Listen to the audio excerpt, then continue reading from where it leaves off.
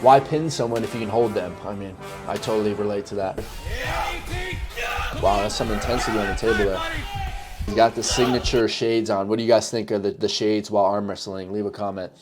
What's up, YouTube? In this video, I want to talk about the arm wrestling biker, aka arm wrestling whisperer, aka Etienne. I believe that's how you pronounce his name, and he's known for being pretty viral on TikTok. I think he has almost 1 million followers, and I just want to make a video talking about him. Now, I actually met him for the first time back in September, the locked and loaded qualifier. We had pulled on the left arm and a little after pull, and then I got to pull him again in the day after I competed in a tournament last month at Derek Smith's practice out there in San Bernardino, which was fun.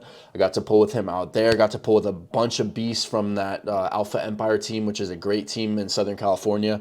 But since he's so viral, I figured it'd be a good idea for a video topic to talk about him, what his impact is on arm wrestling and just in general. But here is a video of me pulling with him on the left. This was back in September. Again, I did a full tournament and we were just doing some after pulling, but I'll give you some context on this. I'm gonna mute the audio, but looks like we're slipping there out of the straps, doing some pulling. He's just going right for the slip. The thing about his left has a good pronation. His right is more just a hooking style, but on the left he has decent pronation, which I felt again when we practiced in last month after the tournaments, one of the tournaments I had. But he's mainly known for his TikTok, which has almost 1 million followers, but he's got a lot of shorts. He's got I found this video interesting when he pulled Devin. The reason he's called the Whisperer is because if you watch his TikTok, he's got, you know, the mic up close, and you can kind of hear him like coaching people like, hey, you feel really strong, like good job, like keep it up, keep your shoulder and stuff like that. And you can hear the audio like crystal clear on that TikTok, which I think is awesome. First of all, just want to say it brings people to the sport, and he's someone, he wears the shades and stuff like that. He has like a persona, which I think people having a persona is good in arm wrestling, because arm wrestling is going to grow even more with characters, with people who promote themselves in a unique way, whatever that may be. Not everyone has to promote themselves in the same way.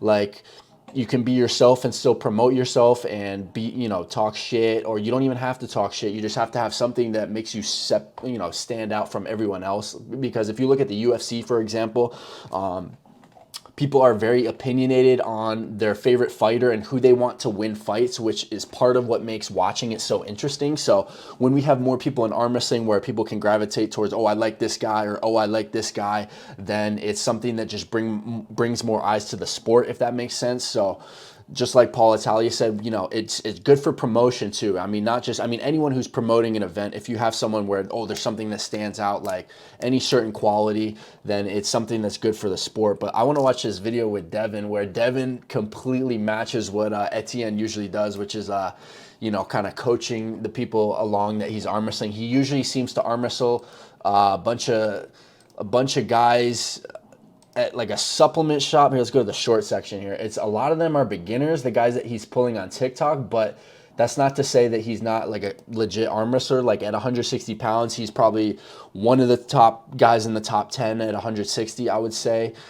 He had this super match actually with this this dude, Robert Drink, I think is his name. I think he's actually the UAL founder. And I don't know much about that guy, but Etienne looked very impressive. Just hook win. I think that was round 1. Let's see, round 2. I mean, he's got the catch in the hook there. Deep hook position. The other guy looks like he has a decent hook too. But Etienne just got him locked in there. There's an elbow foul. We got to restart here. Oh, wow. Oh, wow. I think Etienne tried to top roll this round. You could see him not being able to get out of Robert's hand there. He got sucked into the hook. It looked like it looked like, or maybe he was going for a drag hook, but Robert got a really good position in that one.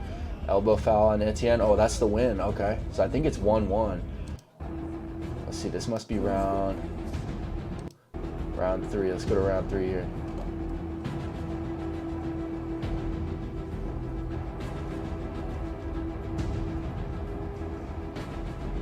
Here we go. Okay. Now he just goes right for the hook this time. and he transitions to get his shoulder on it. That was a good transition there.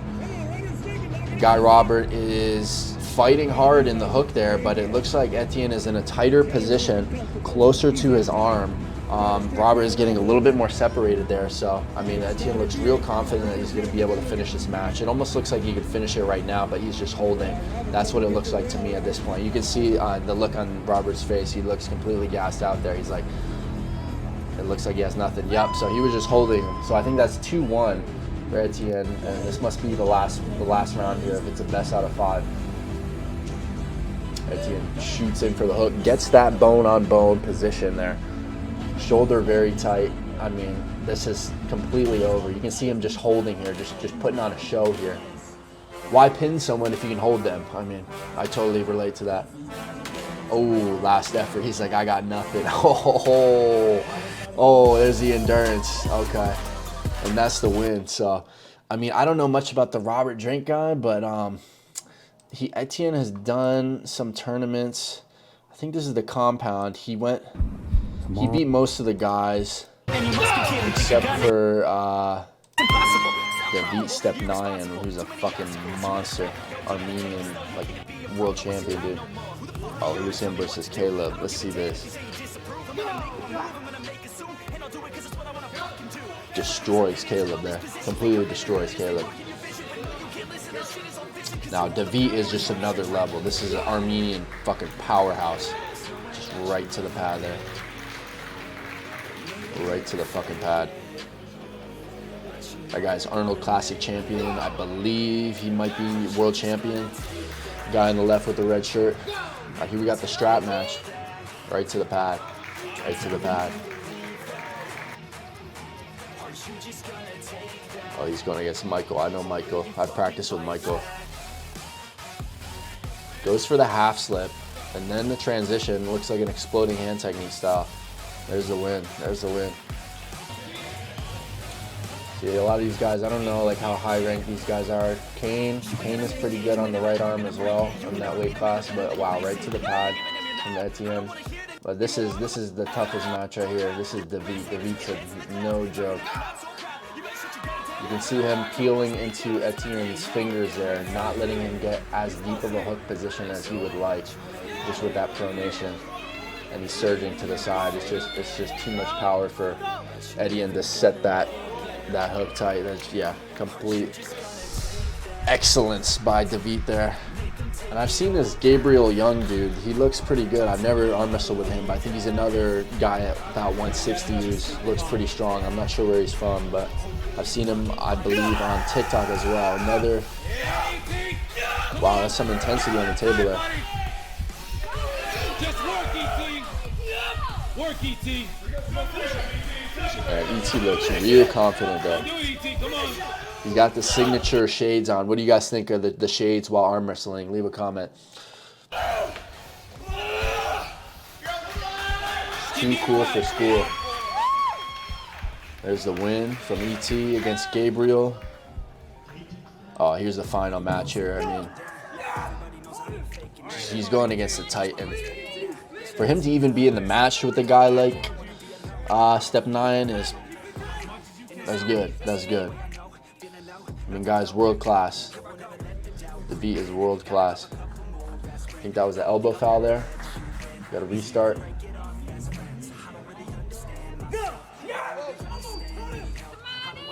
He goes for that offensive hook, but just gets completely stopped in his tracks there by David.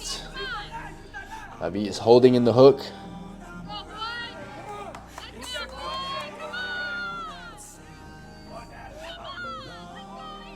Goes for the pin, but doesn't get it. Then he rolls out right to the pad for the win there. So you can see E.T. is pretty skilled against a world-class opponent like David. Ah, man, that's really tough competition. But he's usually known for him arm wrestling guys on TikTok, where he like gives away stuff and or if they beat him, which, you know, he usually doesn't lose because he's going against guys with no experience and stuff. Like, let's look at a couple videos here. Marine gets in a sticky situation. I'll buy you anything in the store. Ready, go! Yeah, like the other dude has no idea what he's doing here. I mean, Absolutely no clue. Needs his body closer to the table to use more leverage. Want your shoulder in tight. You want to stagger your stance. Like for me, I like to, when I'm arm wrestling with my right arm, I have my right foot forward and my left foot facing to the side, facing horizontal basically. That way you can pivot from one foot to the other. So you can see when, yeah, like the dude is starting to torque in on his shoulder, and that gets into a break arm position, which, man, breaking an arm is never a good thing. Don't like when that happens. Unfortunately, it is something that happens in the sport, but breaking an arm is definitely avoidable, especially if beginners just know some basics to look at your arm, not to torque on your shoulder too much and stuff like that. It's kind of basic stuff too. But you know, they don't know, so that's why it's good to have the information out there. That's why I try and upload videos. Like I have a bunch of videos on my channel like how not to break your arm. But anyways, that's kind of a recap on ET. I didn't show too many of the shorts or anything like that. There's a bunch. Again, he's on TikTok. I think it's Arm Wrestling Planet or Arm Wrestling Whisperer would be his TikTok, and he's got a bunch of videos of him arm wrestling people.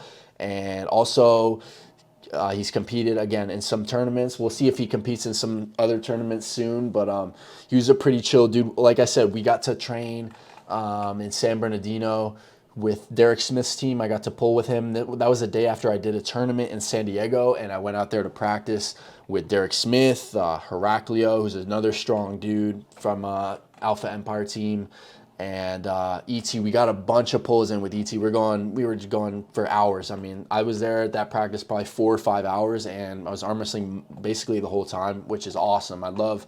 There's like a really great group to learn from, because there's so many guys who are experienced, and it's just so many different arms, different styles that you can face, and it just kind of sharpens your skills. So anyways, it was cool to arm wrestle with ET out there. Hopefully we get to arm wrestle again, and it's cool that he's you know, big in the sport in terms of social media, because it's going to bring more people into the sport. And that's one thing I'm trying to do, is grow my social media more and more, because it's going to lead to more opportunities when it comes down to it. Social media is the future of stuff like arm wrestling, UFC, I mean, all sports in general. It's just the outlet where you can get yourself more aware, potentially more matches, more promotions and stuff like that. So that's why I'm absolutely grinding on the YouTube channel, and I appreciate all the support. I've been getting some really good support on my YouTube channel from everyone. I appreciate that, everyone engaging with the content. But I'm going to wrap up this video right here. I'm uploading every single day, so stay tuned on my channel here, and I'm competing soon. So thank you guys for watching. I appreciate it. I'll catch you guys later.